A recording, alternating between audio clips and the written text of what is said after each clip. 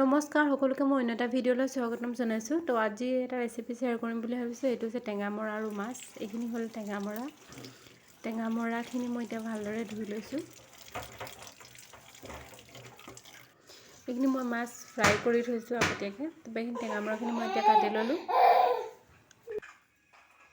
ইয়াত কেৰাহী গৰম কৰি লৈছোঁ। প্ৰথমতে ইয়াত অকণমান তেল দিছোঁ, বেছি নিদিব যাতে অকণমান হয় তেল যেনে ভাজিবলৈ টেঙামৰা পাতখিনি তেতিয়া বেছি ভাল লাগে। বেছি একো নিদিওঁ ইয়াত, টেঙা শাক যিহেতু মাছৰ লগত ইয়াত একো পিঁয়াজ আদা নহৰু একো মা মছলা নচলে। তো এইখিনি এতিয়া দি দিওঁ। তেল আমাৰ গৰম হৈ গ'ল। টেঙামৰাখিনি এতিয়া ভালদৰে ভাজি ল'ম।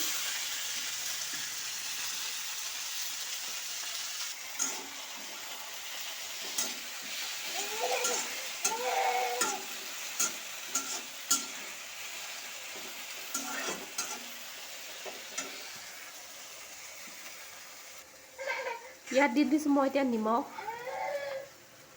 আৰু হালধি। পানী যিহেতু পানী ঢালিব লাগিব, জোল বনাম, তো নিমখ যদি পাছত কম হয় দি ল'ব। এতিয়া যিহেতু এইখিনি টেঙামৰাখিনি কমি যাবলৈ দেখিছোঁ ন, টেঙামৰাখিনি একদম বেছি সময় নালাগে, তো অকণমান দেৰি কমিয়ে যায়। তো মই এতিয়া ছাইডত গৰম পানী কৰি লৈছোঁ। এতিয়া গৰম পানী ঢালি দিম ইয়াত। গৰম পানীখিনিয়ে মানে সোনকালে উতলো আহিব আৰু আমাৰ বেছি টাইম নালাগে মানে টেঙা শাক বনাবলৈ। কাৰণ টেঙামৰাখিনি পমি যোৱাৰ পিছত সিজিবলৈও বেছি টাইম নালাগে, কিন্তু উতলিব লাগিব বহুত।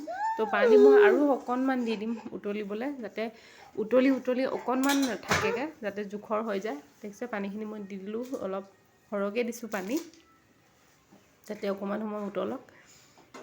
এতিয়া আমাৰ উতলিলে চব্জি দেখিছে। ইয়াত এতিয়া শুকাবলৈ দিম অকণমান। এতিয়া উতলি থাকোঁতে আমি ইয়াত মাছখিনি দি দিম, কাৰণ উতলাৰ পিছতে মাছটো দিব লাগে। এতিয়া মাছখিনি যোনখিনি মই হাফ ফ্ৰাই কৰি লৈছিলোঁ মাছটো, তেতিয়া সিজি থাকিব, তেতিয়াহে ভালকৈ টেষ্টটো আহিব। এতিয়া উতলাই আমি পানীখিনি একদম কম কৰিমগৈ, যাতে আমাৰ বেছি ডাঠো নহয় জোল, পাতলো নহয়, সেনেকুৱা মিডিয়াম চাইজৰ কৰিমগৈ।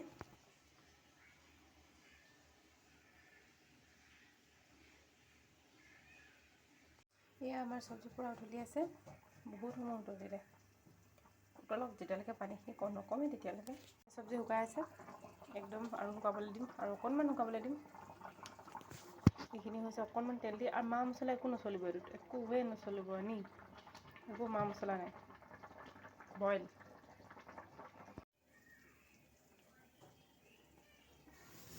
এয়া দেখিছে আমাৰ টেঙা শাকৰ জোল একদম ৰেডি হৈ গৈছে। তো এতিয়া এনেকৈ বনাই খাব কেতিয়াবা। তো ভিডিঅ'টো ভাল পালে লাইক কৰিব, কমেণ্ট কৰিব যে কেনেকুৱা পালে চাই।